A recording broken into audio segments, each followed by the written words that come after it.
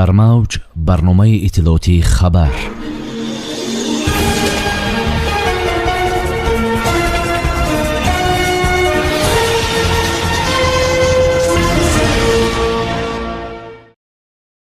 дар Москва бахшида ба бузургдошти мутафаккири барҷастаи тоҷик Абуалӣ ибни Сино ҳамоиш доир мегардад. акнун муҳоҷирон барои надонистани забони русӣ ҳам метавонанд ихроҷ шаванд. ҳайати варзишгарони тоҷик барои иштирок дар бозиҳои олимпӣ ба Париж сафар кард. оқибати офати табиӣ дар канали Халифа Ҳасан. ғамхорӣ ба модару кӯдак. шӯрои ҷамъияти назди сафорати ҷумҳурии Тоҷикистон дар Федератсияи Россия бахшида ба бузургдошти мутафаккири барҷастаи тоҷик Абуалӣ ибни Сино дар мавзӯи саҳми ибни Сино дар ташаккули соҳаи тиб, осори илмӣ, таҷриба ва назария ҳамоиш баргузор мегардад. чуноне ба Амидховар дар шӯрои ҷамъияти назди сафорати ҷумҳурии Тоҷикистон дар Федератсияи Русия иттилоъ доданд, ҳамоиши мазкур санаи 20 августи соли ҷорӣ дар шаҳри Москва баргузор мегардад. дар чорабинии мазкур олимон ва муҳаққиқон, коршиносон, алоқамандони осори илмию адабии ибни Сино, арзинаторон, хонандагон ва донишҷӯёни муассисаҳои таҳсилоти тиббӣ, кормандони соҳаи тиб ва намояндагони воситаҳои ахбори умма иштирок менамоянд. дар рафти ҳамоиш ҷанбаи илмӣ назариявӣ, таҷрибаи амалии мутафаккири барҷаста дар илми тиб, андешаҳои фалсафавӣ ва педагогӣ, дидгоҳи гуманистии мутафаккирро мавриди омӯзиш қарор дода, коршиносон ва муҳаққиқон дар робита ба ин мулоҳизаронӣ менамоянд.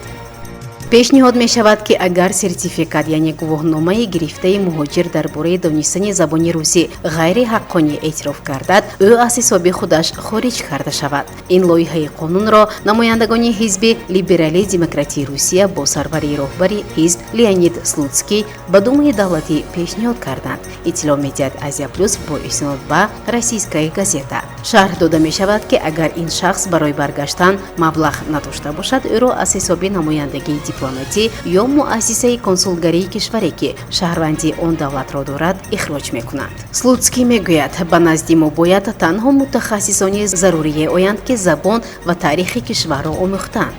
ин андешаро дигар вакили Думаи давлатӣ аз ҳизби либералии демократии Русия Владимир Сипягинис ҷонибдорӣ кард. ба мо мутахассисоне лозиманд ки дар бозори меҳнат заруранд, аммо онҳо бояд арзишу анъана ва таърихи кишвари моро донанд ва омода бошанд ки забони русиро омӯзанд.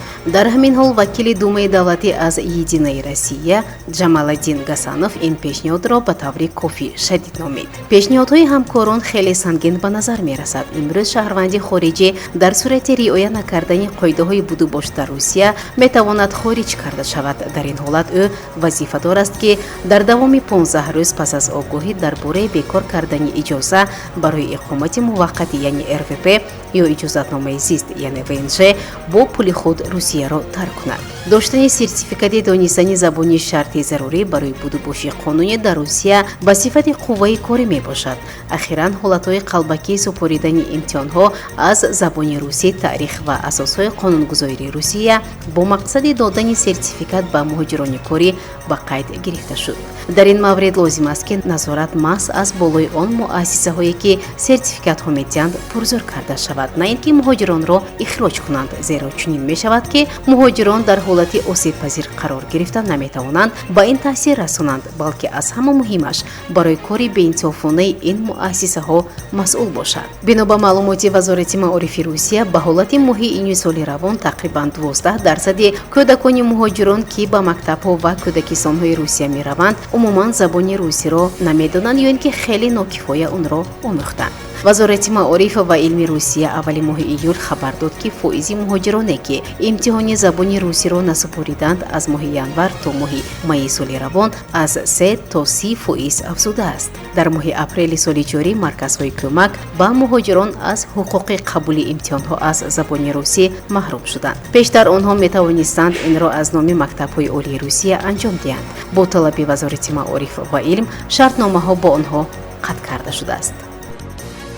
ҳайати варзишгарони тоҷик барои иштирок дар бозиҳои олимпӣ ба Париж сафар кард. Бозиҳои 33-юми тобистонаи олимпӣ аз 26 июл то санаи 11 августи соли ҷорӣ дар пойтахти Фаронса баргузор мешавад. Тоҷикистонро дар ин мусобиқот 14 нафар намояндагӣ мекунанд.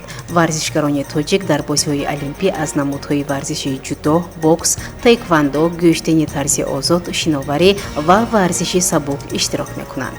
варзишгарон дар деҳаи олимпӣ дар наздикии шаҳри Париж қарор гирифтанд. Дар умум дар ин деҳа 9000 нафар варзишгар зиндагӣ хоҳанд кард. маросими бошгоҳии ифтитоҳии бозиҳои олимпӣ санаи 26 июл баргузор мешавад. ҳайатҳои варзишии кишварҳо дар қайиқҳо аз дарёи машҳури Фаронса Сена мегузаранд. хабар медиҳад Азия плюс. мақомоти иҷроияи маҳаллии ҳокимияти давлатии шаҳри Панҷакент барои бартараф намудани оқибатҳои офати табиӣ тадбирҳои амалӣ меандешад. аз ҷумла омадани сел ба яке аз иншооти муҳими обёрии шаҳр канали Халифа Ҳасан ки тавассути он беш аз 5000 гектар замин обёрӣ карда мешавад, зиёни ҷиддӣ ворид намуд. тибқи хулосаи коршиносон, бар асари сел тақрибан 40 метр хатти канал аз байн рафта дар 6 мавзеи он бо лою қумусанг пур шуда ҳаҷми зиёни расида беш аз 374 000 сомониро ташкил дод. барои бартараф намудани оқибати офати табиӣ ва барқарор намудани хатти об, мақомоти иҷроияи маҳаллии ҳокимияти давлатии шаҳр ҳамаи имкониятҳои идораи обёрӣ ва беҳдошти замин, инчунин техникаи вазнини корхонаи муштараки Зарафшонро сафарбар намуд. аз рафти бартараф намудани оқибати офати табиӣ дар ин иншооти муҳими обёрӣ гурӯҳи кории ҳукумати мамлакат таҳти роҳбари муовини сарвазири кишвар муҳтарам Сулаймон Зиёзода дидан намуд. баъди анҷоми корҳои барқарорнамоӣ ба канали Халифа Ҳасан об баста шуд ва ҳоло он бо маром фаъолият дорад.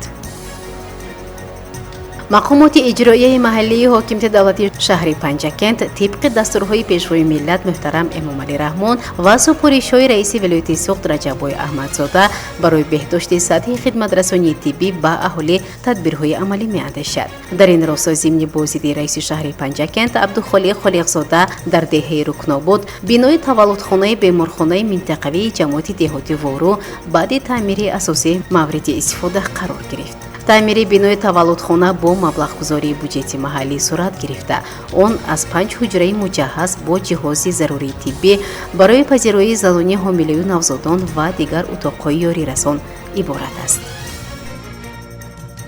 дар мавҷ барномаи иттилоотии хабар.